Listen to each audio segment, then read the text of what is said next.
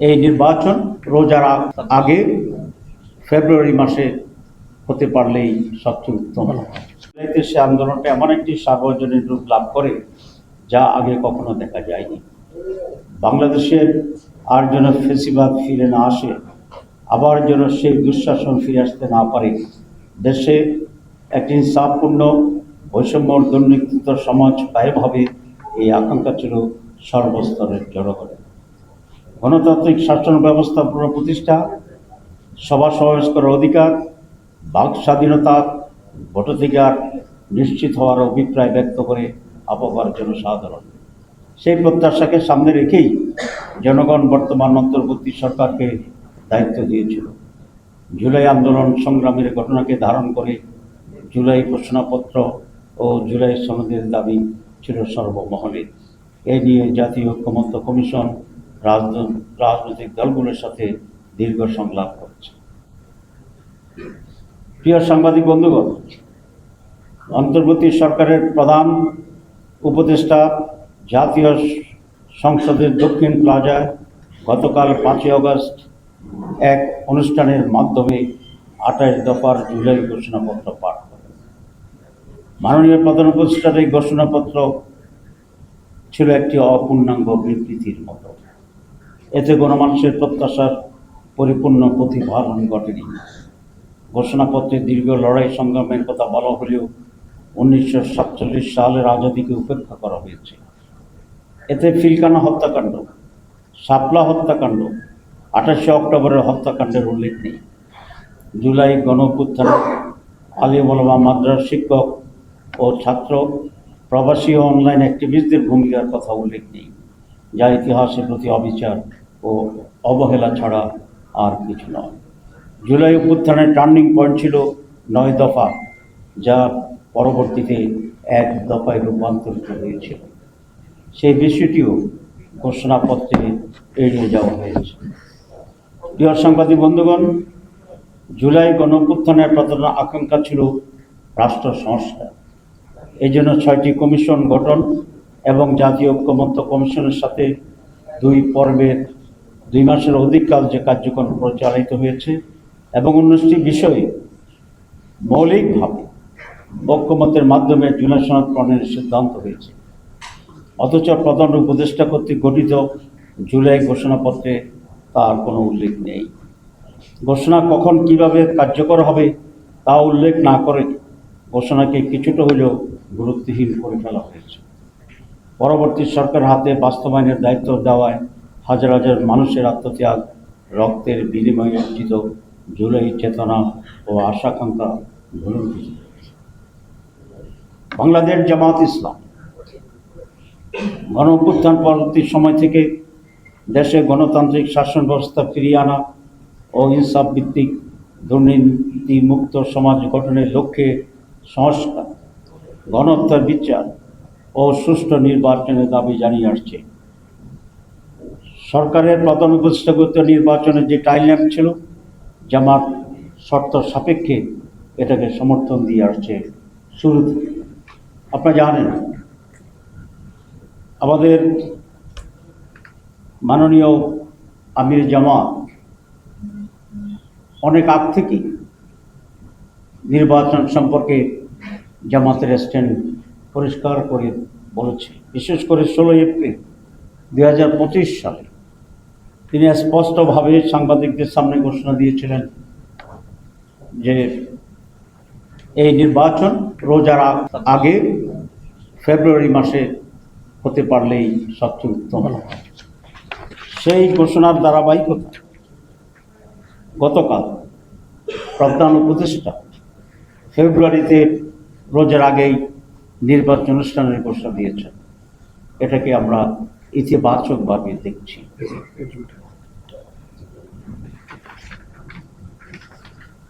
এটা আমরা মনে করি আমির জামাত যে টাইমলাইন দিয়েছিলেন গতকালের প্রধান উপদেষ্টার রমজানের আগে ফেব্রুয়ারিতে নির্বাচন ঘোষণার যে তারিখ ঘোষণা, তার সেই দাবিকেই পূরণ করা হয়েছে। কিন্তু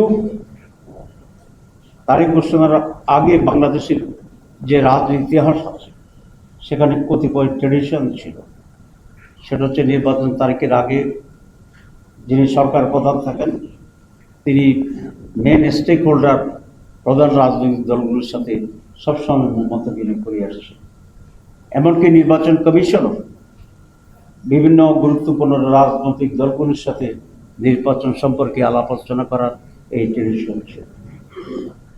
আমরা আশা করি নির্বাচন কমিশন সেই ট্রেডিশন পূরণ করে রাজনৈতিক দলগুলোর সাথে আলোচনা করবেন, কিন্তু প্রধান উপদেষ্টা এই ঐতিহ্যকে ব্যত্যয় ঘটিয়ে কোনো বড় রাজনৈতিক দলগুলোর সাথে আলাপ আলোচনা না করে একতরফাভাবে এই ঘোষণা দিয়েছিলেন।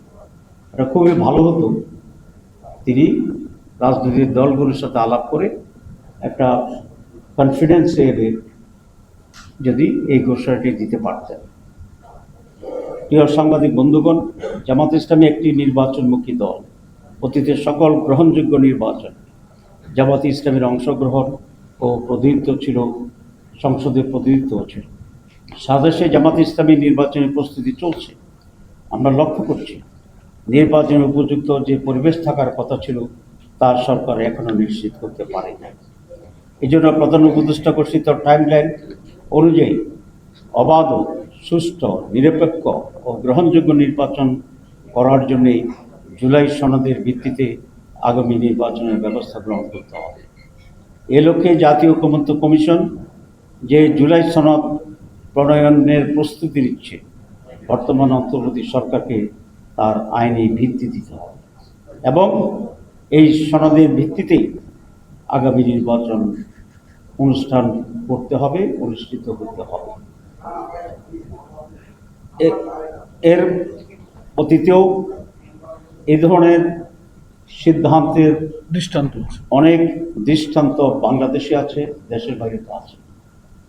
যেমন আপনারা জানেন 1970-এর নির্বাচনের আগে 1959 সালের গণঅভ্যুত্থানের পর 1969 সালের গণঅভ্যুত্থানের পর লিগ্যাল ফ্রেমওয়ার্কের ভিত্তিতে 70-এর নির্বাচন পরিচালনা করা হয়েছিল এবং সেই নির্বাচনে নির্বাচিত সংসদ সদস্যদের নিয়ে গঠিত গণপরিষদে 1972 সালের সংবিধান অনুমোদন করা হয়েছিল। স্বাধীনতা ঘোষণাপত্রের মাধ্যমে 10 মাস মুজিবনগর সরকারের মুক্তিযুদ্ধ পরিচালনা এবং স্বাধীনতার পরবর্তী সরকার গঠনের পূর্ব পর্যন্ত 75-এর পট পরিবর্তনের পর এবং প্রেসিডেন্ট জিয়াউর রহমান প্রধান সামরিক আইন প্রশাসক হিসেবে দায়িত্বভার গ্রহণ, দেশ পরিচালনা, দল গঠন, সামরিক প্রশাসন থেকে প্রেসিডেন্টের দায়িত্ব গ্রহণ সহ 75 থেকে 79 সাল পর্যন্ত শাসনকালের গণভোট, অধ্যাদেশ জারি এবং এই অধ্যাদেশের মাধ্যমে ক্ষমতায় আরোহণ ও দশ পরিচালনার মতো বৈধতা দিয়েছিল, যা পরবর্তী সংসদ সেটা অনুমোদন করে। আপনি এটা জানেন যে একটা হানা ভোট হয়েছিল জিয়াউর রহমানের সময়, যেখানে 90-র বেশি ভোট কাস্ট হয়েছিল। এরপরে 1990-এর গণঅভ্যুত্থানের পর 3 জোটের রূপরেখার ভিত্তিতে বিচারপতি শাহাবুদ্দিনের তত্ত্বাবধায়ক সরকারের অধীনে একটি সুষ্ঠু নিরপেক্ষ নির্বাচন অনুষ্ঠিত হলেও তার আইনি ভিত্তি না থাকায় এই রূপরেখার অন্যান্য বিষয়গুলো পরবর্তীতে বাস্তবায়ন হয়নি। সুতরাং এটা খুব স্পষ্ট যে অতীতের এ সমস্ত নজিরের পর জুলাই জাতীয় ঘোষণাপত্রের আইনি ভিত্তি দিতে কোনো ধরনের আইনগত বাধা নেই এবং এটা সহজ করে এটাকে আইনি ভিত্তি দেওয়া সম্ভব। এবং আমি আবার রিপিট করতে চাই যে নির্বাচনের সম্ভাব্য তারিখ বা মাস ঘোষণা করা হয়েছে সেই নির্বাচনটি এই জুলাই সনদের ভিত্তিতেই হতে হবে। এটা পুরো জাতি এবং সরকারের কমিটমেন্ট আছে। সরকার বলেছে যে কমিশন তারা রিফর্মস কমিশন করেছে রিফর্ম করার জন্য এবং সেই রিফর্মের ভিত্তি নির্বাচন হবে। এটা জাতির প্রতি আজকের প্রধান উপদেষ্টার কমিটমেন্ট ছিল, আপনারা জানেন। সুতরাং এই দাবিকে আমরা আবার রিটার্ন করতে চাই, গুরুত্ব দিয়ে বলতে চাই যে আগামী নির্বাচন জুলাই সনদের ভিত্তিতেই হতে হবে। প্রিয় সাংবাদিক বন্ধুগণ, আমাদের আকাঙ্ক্ষা আসন্ন জাতীয় নির্বাচনের তফসিল ঘোষণার পূর্বেই জুলাই জাতীয় সনদ প্রণয়ন দ্রুত সম্পন্ন করে অধ্যাদেশ, এলএফও, লিগ্যাল ফ্রেমওয়ার্ক অথবা গণভোটের মাধ্যমে আইনি ভিত্তি প্রদান করে অন্তর্বর্তী সরকারের সংস্কার কার্যক্রম করা না হলে পূর্ণতা পাবে, এবং এটা যদি না হয় তাহলে অন্তর্বর্তী সরকারের কার্যক্রম বিফলে যাবে। তাই সুষ্ঠু, নিরপেক্ষ ও গ্রহণযোগ্য নির্বাচনের লক্ষ্যে রাজনৈতিক দলগুলোর জন্য লেভেল প্লেইং ফিল্ড তৈরি করতে হবে। এর সাথে সংশ্লিষ্ট সকল বাহিনী ও সংস্থাকে কার্যকর ভূমিকা নিশ্চিত করতে হবে। সরকার ও প্রশাসনের মধ্যে স্বৈরাচারের দোষদের মুক্ত করতে হবে। নির্বাচন কমিশন সহ প্রশাসনের সকল স্তরে নিরাপত্তা নিশ্চিত করতে হবে। প্রিয় সাংবাদিক বন্ধুগণ, বাংলাদেশের আপামর জনসাধারণ জুলাই জাতীয় ঘোষণাপত্রকে কেন্দ্র করে যে প্রত্যাশা নিয়ে অপেক্ষা করেছিল, তা পূরণ না হয় জনগণের মাঝে দেশের ভবিষ্যৎ নিয়ে উদ্বেগ ও উৎকণ্ঠা তৈরি হয়েছে। শহীদ ও আহতদের পরিবার সহ জুলাই যোদ্ধাদের মাঝে নতুনভাবে উৎকণ্ঠা পরিলক্ষিত হচ্ছে। ঐকমত্য কমিশনের মাধ্যমে জুলাই জাতীয় সনদ প্রণয়ন ও বাস্তবায়নের রূপরেখা কী হবে তা জাতির কাছে অস্পষ্ট। এমত অবস্থায় আমরা সরকারের প্রতি আহ্বান জানাই, অনতিবিলম্বে জুলাই ঘোষণাপত্রে উপরে উল্লিখিত জন আকাঙ্ক্ষার অপরিহার্য বিষয়গুলো অন্তর্ভুক্ত করা হোক। সেই সাথে আরও দাবি জানাতে চাই, বাংলাদেশের অতীতের দৃষ্টান্ত অনুসরণ করে অবিলম্বে জুলাই জাতীয় সনদের প্রণয়নের কাজ সুসম্পন্ন করে বর্তমান সরকারকে তা বাস্তবায়ন করতে হবে এবং এই সনদের ভিত্তিতে অবাধ, সুষ্ঠু ও গ্রহণযোগ্য নির্বাচনের ব্যবস্থা করতে হবে।